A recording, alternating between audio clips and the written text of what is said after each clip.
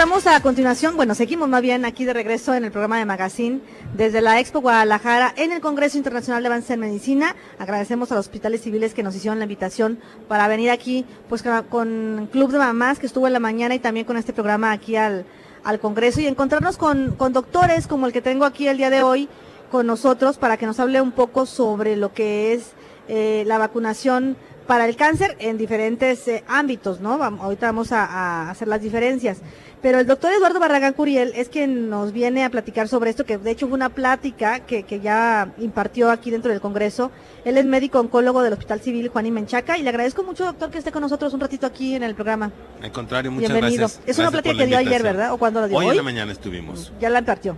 Ya la impartimos hoy en la mañana. Llama la atención, digo, en sí nada más de verlo en el programa el título de vacunación para el cáncer, pero ya ahorita le voy a pedir que nos haga al aire como las partes o los diferentes como vertientes de dónde entra o de qué hablamos cuando hablamos de vacunación para el cáncer. Muy bien, bueno, tradicionalmente hemos conocido las vacunas como la administración de una inyección, gotitas ¿sí? o algo para evitar unas enfermedades. Para que no dé algo, sí, claro. Esto es válido en cáncer, pero ahorita hablaremos cómo. Tenemos tres variantes. Lo que viene siendo la vacunación para agentes que nos pueden producir un cáncer. Por ejemplo, vacuna contra la hepatitis puede producir un hepatocarcinoma, un cáncer del hígado. Virus del papiloma puede producir cáncer de cérvix, cáncer de ano, cáncer de vagina. Esa sería la primera, evitar el contagio de un microorganismo que pueda detonar claro. un cáncer.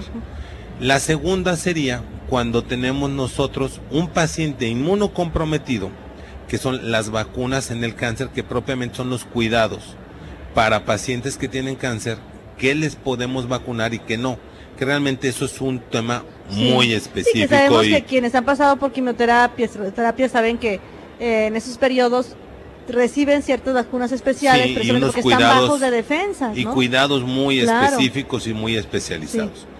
Sí. Y el tercero es la punta de lanza actualmente. Ahora lo que se está buscando es que mediante la administración de un estímulo, el organismo vaya y destruya las células cancerosas por sí solo. Sin necesidad, le decía yo ahorita fuera del aire, sin necesidad entonces, o para reemplazar lo que es la quimioterapia. En un momento dado podría ser sola o en conjunto. Y son esfuerzos, hay una gran cantidad de estudios actualmente que se están corriendo y empieza a haber resultados prometedores. En un principio, por los resultados, claro. como todo, empiezan siendo pobres, pero prometedores. Y eso es lo que estamos teniendo. Me imagino que eso es una etapa de pruebas, de programas pilotos, de ver qué reacciones hay. Así es. Pero que será genial, imagínense que digamos claro. que en vez de, aparte también menos padecerlo la persona en cuestión de lo que es atravesar por periodos y procesos de quimioterapias, a diferencia de nada más que pues se te inyecten y te hagan el efecto como debe de ser, ¿no? Así es. Y en esto, fíjate, lo que se pretende, hablando específicamente, lo que nosotros necesitamos es un estímulo para que el organismo se defienda. Entonces, esto se llama antígeno, que es meter propiamente lo que va a desencadenar la reacción que se llaman anticuerpos. En ocasiones los anticuerpos se adquieren hasta que se tiene la enfermedad. Entonces, por decirte algo, se puede poner virus atenuados, o sea, virus debilitados, por decirte de algún modo. Otros que se llaman terapias combinadas, que vienen siendo, hacen aparentar lo que es el armazón del virus o la bacteria, pero es completamente inocuo. Entonces el organismo lo capta y forma las células de defensa, y cuando vuelve a encontrarse con forma que es el virus o la bacteria, va y lo destruye y se defiende por sí solo.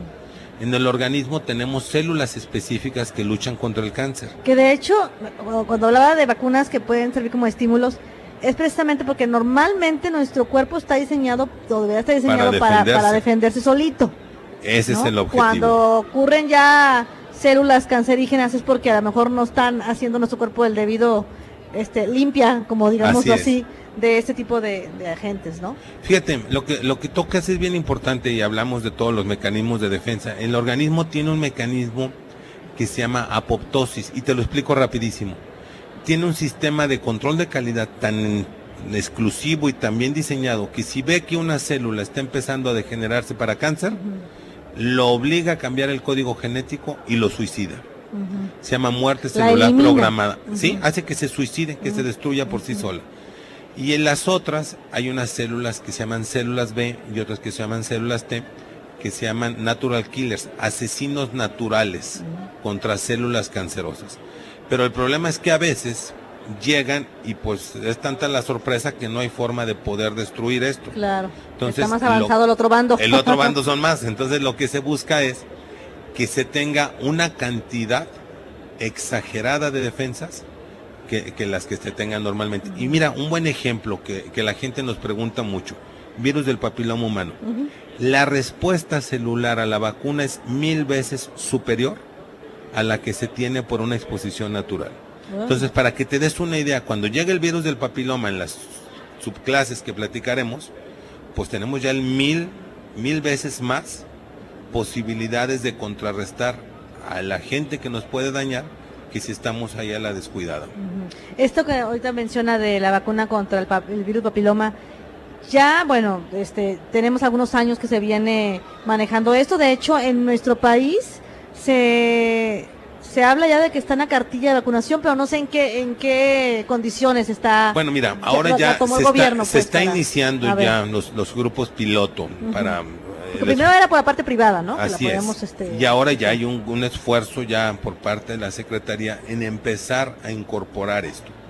Y esto tiene muchas vertientes. En primer lugar, por la resistencia natural que tenemos como México muchas de las veces, ¿eh? La gente hace muchos años no se quería vacunar contra la polio, imagínate. Bueno, con la influenza. que Contra me la platica, influenza ¿verdad? Que no se dicen que quieren vacunar. Entonces, luego sobrevienen mitos y empiezan los problemas y no se quieren vacunar. Entonces, ahorita hay grupos específicos pilotos en los cuales se está empezando a vacunar niñas entre 9 y 11 años. Si esto se logra ya hacer ya dentro del manejo ya como otro tipo de vacunas, Dentro del pues, esquema de vacunación del esquema ya de vacunación permanente. estándar en todos los sistemas de salud a nivel nacional, pues esto sería lo ideal. ¿Por qué? Porque la niña ya tendría la posibilidad de tener el contacto con el virus antes de que lo tenga por vía sexual. Hay que recordar que el virus del papiloma se adquiere eminentemente por vía sexual. Claro. Y digo eminentemente porque no siempre es así. También hay que ser claros, porque eso ha generado una gran Muchas cantidad de situaciones delicadas, conflictos, claro, en las parejas. divorcios y separaciones, porque si no en el virus del papiloma uno lo tiene el otro, pues uno de los dos estuvo fuera del matrimonio teniendo vida sexual. Entonces hay formas indirectas de adquirirlo. Pero el virus del papiloma, tenemos que ser muy objetivos, es el que desencadena en la mayoría de los casos el cáncer El cáncer de cervix. anogenital. Anogenital. El ano también, y vulva, o sea, la parte exterior de la vagina, los labios mayores, la vagina y el cervix. Cáncer de Entonces, ovario no llega ahí, ¿verdad? Cáncer de ovario no. Pero esto entonces, aquí es donde viene lo ambicioso. Buscar vacunar a estas niñas para que cuando estas niñas sean adultas o tengan su inicio de vida sexual alrededor de la edad que tú quieras, pueda en un momento dado el organismo reaccionar. Hay muchos tipos de virus del papiloma. Sí, pero las vacunas que hoy en día se manejan para el virus del papiloma, ¿cuántos abarcan? Mira, hay cerca Los de más comunes. 200 subtipos, nomás que y decimos, les ponemos número porque aprendernos por nombre sería absurdo, ¿verdad? Entonces, del 1 al 200. El número 16 y el 18 se encuentran en el 80% de las ocasiones en los que producen cáncer. Son los más comunes, digamos. Los más comunes que producen cáncer. Porque también tenemos unos que no hacen ningún daño. Puedes presentar el virus, pero no te producen cáncer. Así es. Entonces, aquí es donde viene también el manejo moderno del virus del papiloma. Ya no es a todo el paciente que tenga virus del papiloma hay que operarlo, hay que ponerle láser y cosas de esas. No. Hay que ver varias cosas. Edad. Si la niña o la mujer tiene el virus del papiloma en edades más tempranas, digamos menos de 25 años, son pacientes que tienen la posibilidad de autolimitar el virus. Y segundo, hay que ver cuál es el tipo. La tendencia actual ya es buscar tipificar los virus para saber si son de alto riesgo o no son de riesgo. Claro. Los tipos que las dos vacunas que se tienen actualmente son el 16 y el 18. Y una de estas tiene una característica que a título personal para mí es muy importante. Si quiero ahorita después de la verrugas pausa, genitales. Ahorita lo hablamos. Vamos a la Claro pausa y que sí. regresamos.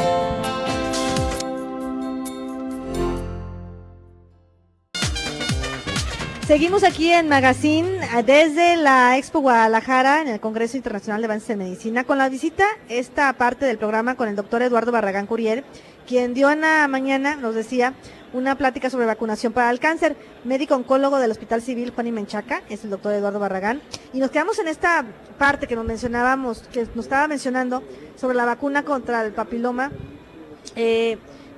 nos quedamos en la parte de la cáncer, los tipos, exactamente, doctor. Bueno, mira, aquí hay un punto muy importante. El virus del papiloma hay que dimensionarlo realmente en su peligro, porque nosotros hemos tenido pacientes que llegan extremadamente asustadas queriendo que se les quite el útero, porque les dijeron que tienen virus del papiloma. Primero hay que dimensionar que hay 200 tipos de virus del papiloma y no todos son malos. Hay unos que son bajo riesgo y otros que son alto riesgo. Los principales, como te decía, no les podemos poner nombre a 200 virus, sería imposible aprendérnoslos. Pero los principales por número son el 16 y el 18. Que la vacuna va enfocada a esos. Y hay dos vacunas comerciales, que bueno, es por demás, digamos, una es bivalente, que significa que cubre el 16 y el 18, y otra es tetravalente, que cubre los 4 tipos de virus de papiloma. La que cubre los 4, cubre el 16 y el 18, y el 6 y el 11. El 6 y el 11 no producen cáncer, pero tienen una característica que a mí en lo personal me parece muy interesante. Protegen contra las verrugas genitales. Y si tú me preguntas, ¿qué considero yo que puede generar más conflictos en una pareja? Yo en lo personal creo que puede ser más que de repente la mujer descubra en el órgano sexual, en el pene del hombre, una verruga claro. Y viceversa, a que llegue y le diga, fíjate que en este papel dice que yo tengo una enfermedad. Entonces, por eso no produce cáncer, pero dentro de la interrelación de una pareja, yo pienso que puede ser todavía más conflictivo. No la va a matar, pero cuando menos iba a disolver. Oye, la vacuna que mencionaba que están ya intentando incluir en el sector salud, ¿es cuál de esos dos? Se tiene la prioridad 16 y 18. Pero no la otra, la cual... también se están manejando las dos ahorita, se está haciendo, porque realmente con una política de salud lo que nos importa es que no generen cáncer. Claro. Y la realidad es que si se pone 16 y 18 sería excelente. Ahora, ¿cuándo vamos a ver resultados de esto? La primera fase de un contagio por virus del papiloma de alto riesgo podemos observarla desde 4 meses hasta los 4 años, que son las verrugas, si fuera el caso de 4 elementos. Entonces, lo que se ha observado en esta de 4 es que a los años se está observando una reducción muy significativa que está probando eficacia de que no están generando verrugas. Si no están generando verrugas, entonces empezamos a presumir que también va a haber una disminución de las lesiones precancerosas, que se llaman displasias. A la gente dice, es que me dijeron que tenía algo que me iba a producir un cáncer. Se llama displasia. Y hay 3 grados, leve, moderada y severa. Y como lo dice, leve, pues es menos riesgo, moderado y el alto. Y después vienen los cánceres in situ. Cáncer in situ es el que tienes localizado y puedes incluso mediante cirugía donde no te quiten la matriz, quitarlo y puedes tener hijos y todo. Y después tienes el cáncer invasor, que aquí es donde cabe hacer una reflexión también. Estamos llegando al punto de que decir cáncer de cervix tenemos que controlarlo con vacunas. Hemos fallado todos. Y yo sí hablo directamente que también hemos fallado los médicos, pero también han fallado los pacientes. Porque el paciente a veces hay que forzarlo, prácticamente yendo a su casa y tocarle y pedirle que se haga un Papá Nicolau, cuando el paciente es el que se debería de acercar a solicitar un Papá Nicolau. Entonces, si todo mundo se hiciera un Papá Nicolau, la realidad es que no habría muertos. Hay poblaciones en el mundo donde se tiene una campaña tan ideal de toma de Papá Nicolaos que no tienen mortalidad. Pueden tener el virus, pueden tener la displasia, pueden tener el cáncer in situ, pero no se les mueren, porque no llega. Esto lleva años en desarrollarlo. Exactamente, lo detectan a tiempo. Que por cierto, rápidamente, ¿a partir de qué edad se aplica la vacuna contra De los 9 años. A partir de los 9 años se puede aplicar. Así es. Y en otros países, lo ideal es entre los 9 y los 11. Y en otros A países... niñas aquí nada más en niñas, México, ¿verdad? en Aquí México. lo aplican. Pero a ver, dígame. Pero por ejemplo en Estados Unidos se está aplicando a niños. Y si lo ves, tiene una lógica. Claro, claro. Ahora, bueno, si uno tiene los recursos, pues hay que saberlos canalizar. Y si tienes vacunas, en lugar de dividir niños, niñas, pues pónselas a las niñas. Claro. Que son las que se van a perjudicar teniendo un cáncer. Pero si quieres disminuir el riesgo de los portadores del virus, Al hombre. vacuna a los niños Claro, también. a los niños. Y hay que vacunar a todo mundo para que esto sea ideal antes de que se tenga un tipo de contacto sexual. Y digo un tipo porque pues ahora tenemos un problema y hay que ser también muy claros al hablarlo. Hay niñas que en el falso sentimiento de conservar una virginidad están teniendo relaciones por el recto, relaciones anales. Y entonces ahí hay otro problema. Estamos teniendo el problema de que hay condilomas y hay claro. lesiones que pueden desencadenar en cáncer en el ano. Claro. Entonces, eso también, todo lo que son genitales. Me parece importante, doctor, destacar antes de mandar a la pausa y despedirlo, que eso sí, el hecho de recibir la vacuna o de yo vacunar a mi hija contra el cáncer, el virus de papiloma, no quiere decir que ya está exenta de que no le puede pasar otras cosas o que nunca ya entonces se haga su papá Nicolaos, etcétera. Aquí pasan dos cosas y qué bueno que lo tocas. A veces existe la resistencia para ponerse el virus, la vacuna, porque se tiene como el concepto de si le digo a mi hija que le voy a poner una vacuna que la va a proteger cuando tenga relaciones pues de esto, va a aprovechar esa dicen, protección ¿verdad? y adelante. Eso hay que dejarlo bien claro. No es una vacuna anticáncer. Es una vacuna que protege contra los principales factores desencadenantes, pero no sabemos cuál va a ser el impacto real. Porque hay otros tipos de alto riesgo que también puede ser, y es una de las cosas que nos preocupa, puedan tomar el lugar, al descabezar a los dos más malos, puedan tomar el lugar y puedan en un momento dado tener un efecto que pudiera ser adverso. Eso lo sabremos en algunos años. Claro. Segundo, no es algo que se deba de tener la tranquilidad. Es un primer esfuerzo preventivo y muy valioso. Pero los pacientes tienen que hacerse su Papá Nicolau con toda la periodicidad que se tiene y todos los cuidados y buscar algo que se ha insistido mucho, que bueno, dentro de la modernidad y la actualidad no siempre se ha llevado a cabo, que es buscar otra vez llegar a situaciones de que no haya promiscuidad sexual.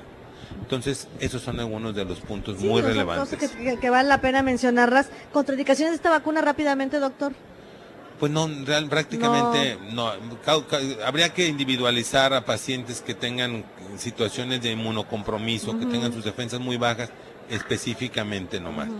¿Cuáles son los efectos secundarios? Son muy pocos efectos secundarios los que se han reportado. En Estados Unidos se han puesto cerca de 7 millones de vacunas y hay 2.300 efectos secundarios reportados, que si lo ve uno, comparado con la cantidad de vacunas, es muy pequeño. Entonces, se habla de un perfil de seguridad muy alto. Pues ojalá, doctor, podamos tenerlo nuevamente, ahora sí ya en la cabina de Radio Mujer. Con mucho gusto. Hablando más a detalle de esto. El tema de esto de las vacunas, y en particular también de vacunas contra el papiloma, es muy amplio. Claro. Hay muchos mitos todavía también que también se manejan, cosas que aclarar, y vale la pena tenerlo próximamente ahí en el programa. Ya le llegaremos. Con mucho gusto. Le agradezco mucho esta tarde que ha estado con nosotros, y enhorabuena también pues por estar aquí en este congreso que pues año con año ha venido con más fuerza. Contentos con el congreso. Muchas gracias, doctor. Buenas tardes. Gracias, qué amables. Y nosotros ya casi nos vamos al corte comercial, pero regresaremos a detalle para hablar de cuestiones del duelo, precisamente con el coordinador del servicio de psiquiatría. Después de la pausa comercial estará con nosotros a través de los teléfonos 31 22 11 90, 36 47 18 83. Tú puedes estar en contacto con nosotros, y a través también de lo que es las redes sociales.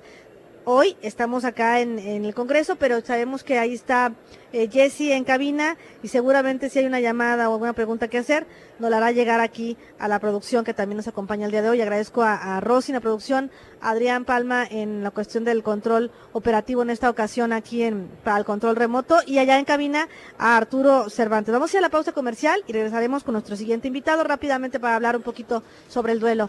Muchas gracias, doctor, y bueno, vamos a la pausa comercial, Arturo, y regresamos.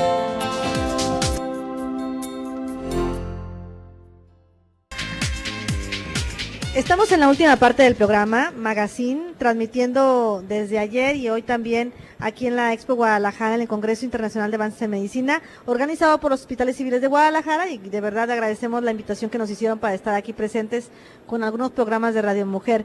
Y en esta última parte queremos comentarte o traerte aquí a la mesa de Magazine el tema de qué se habla sobre el duelo y cómo se maneja el duelo. En dos vertientes, como decía ahorita nuestro invitado que se lo voy a presentar, en la vertiente del duelo cuando como familiar pierdo a un ser querido, centrándome en el eje central que es cáncer, ¿verdad? Pero por razones también puede aplicarse, pero cuando como familiar pierdo a un ser querido y estoy atravesando por un duelo, o yo mismo en lo personal estoy atravesando el duelo de que mi salud va en deterioro. El doctor José Manuel Hernández Arias, coordinador del Servicio de Psiquiatría del Hospital Civil Fray Antonio Alcalde, está con nosotros estos minutos aquí en el programa. Le agradezco mucho que haya tenido atención aquí de darnos un espacio, doctor. Gracias. Al contrario, muchísimas gracias por esta invitación y como siempre, con muchísimo gusto estar aquí con ustedes. Sé que tienen varios temas dentro del servicio de psiquiatría o en este módulo, en el módulo pero de uno de estos mental. del duelo. Así es. ¿Cómo lo vienen a incluir aquí en el Congreso esta parte?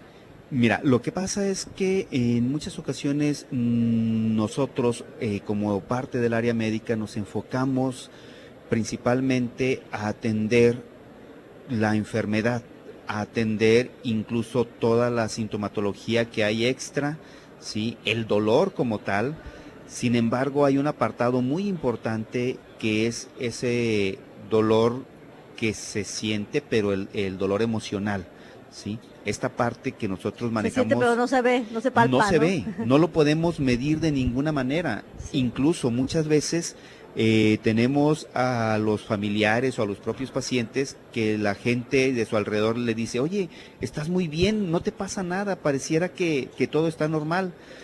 Desafortunadamente, este esfuerzo emocional, este desgaste que realiza la persona para aparentar que no está pasando nada, sí, es mucho más intenso en muchas ocasiones que el propio dolor físico que está sufriendo, sí, y precisamente dentro de lo que es la psiquiatría, la psicología, en nuestro módulo de salud mental tratamos de abordar este apartado que por no poderse medir no significa que no exista, que no sea real y que no cause un malestar muy intenso y un sufrimiento que tratamos nosotros de aliviar con los abordajes que realizamos. Y que bueno, usted como psiquiatra lo sabrá, doctor, que también si no se trata y no se aborda en el duelo en la persona, pues el duelo te puede llevar incluso a otro tipo de enfermedades por una depresión fuerte que caigas, y a veces personas que no salen del duelo en toda su vida. Claro que sí, mira, aquí es muy importante el que podamos diferenciar esta parte del duelo, que es un proceso normal, es un proceso natural,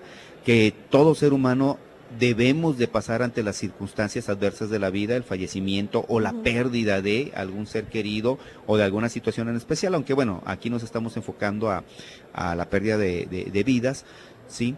Sin embargo, en este proceso que nosotros manejamos, en muchas ocasiones, este proceso que es normal, que es natural, llega un momento en donde los síntomas rebasan el funcionamiento del ser humano, rebasan esas maneras que tenemos de poderlo enfrentar y, como tú mencionas, se convierte ya en algo patológico, algo anormal. La persona ya deja de funcionar como debiera de funcionar o como funcionaba anteriormente, y estos síntomas son los que nosotros, dentro de lo que es ya la psiquiatría, tenemos que identificar de manera muy precisa para evitar que se vaya a complicar.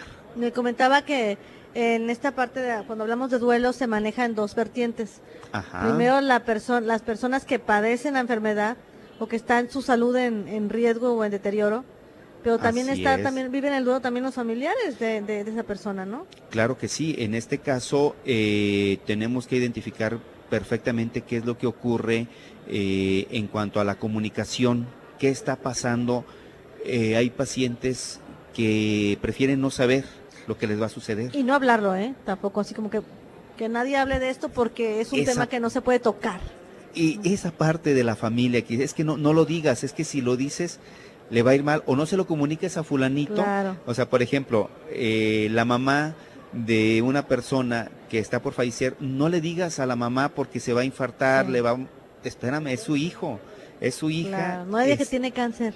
No le digan que tiene cáncer, ¿sí? Entonces, espérame, tenemos que identificar muy bien qué es lo que prefiere la persona, qué es lo que desearía saber, y hay que enfrentarlo, ¿sí? Ujú. Porque resulta que si a esta persona, en esta relación madre-hija, padre-hijo, hay algo pendiente que solucionar, hay algo que se tengan que decir o algo que se tengan que perdonar, y fallece uno de ellos y no ocurre esa comunicación, ese último perdón, entonces para el que sobrevive es bastante doloroso, Claro. ¿sí? Y tenemos que identificar todas estas partes. Claro, y me parece que, bueno, me imagino que en las instituciones médicas, en este caso hospitales civiles, Claro. cuando se abordan, por ejemplo, y centrándome en el eje del Congreso, que es el cáncer, cuando se abordan pacientes y están atravesando por tratamientos de quimioterapias o tratamientos un poco pues dolorosos, no fuertes, digámoslo así, Claro. también se ve la parte, viéndolo con parte integral, también es esta parte de irnos o enfocarnos también en atención psiquiátrica o psicológica En lo para emocional. tratarnos.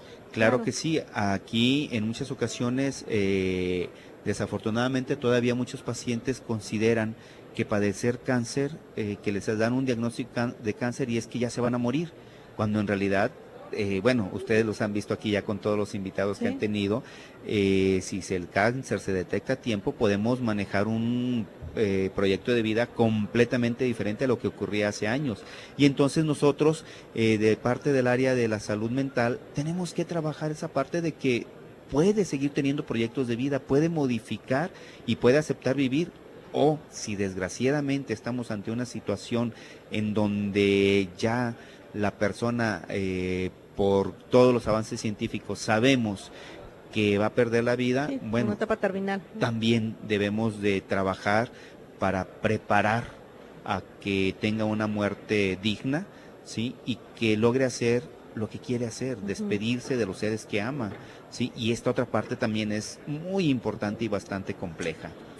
Rápidamente, porque el tiempo se nos acaba. Cuando hablamos de duelo, en general, porque a lo mejor tendrá sus asegúnes, pero ¿cuánto es el tiempo estimado para una persona estar dolida por algo que pasó? Enfocándonos a una pérdida Claro que sí, humana. fíjate, qué malo que me haces esta pregunta ya al final porque... Hay mucho que hablar, pero ya nos muchísimo. acompañará en Claro la que cabina, sí, doctor. con todo gusto. Mira, nuestro manual diagnóstico nos dice que son 3 meses. Hace año y medio, el manual anterior que teníamos, el DSM-4, nos decía que son 6 meses. Yo te puedo decir que culturalmente en nuestra sociedad necesitamos un año, que es lo que culturalmente... ¿Por nuestra cultura? Por nuestra cultura. Ujú. Hay que recordar el luto que se guardaba, ¿sí? Era de un año. En los pueblos se vestía la viuda de todo Un año de no negro, se sí, escuchaba claro. música en la casa, No. no se iba a una fiesta No. durante un año. Y culturalmente nuestra sociedad está acostumbrada a eso. Y bueno, lo ideal es que no habláramos sobre aspectos religiosos, pero bueno, la mayoría de nuestra población es católica. Claro. Entonces, existió un proceso de un novenario, por ejemplo, ¿sí? En donde 9 días se acompaña a la familia. Claro. ¿Sí?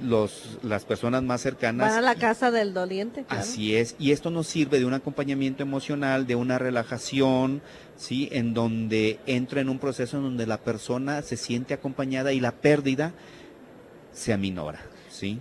Fuera ya de ese año que menciona, ¿ya sería como patológico? Sería patológico, incluso desde antes es patológico, y qué bueno que lo señalas porque nosotros debemos de identificar 2 situaciones muy importantes.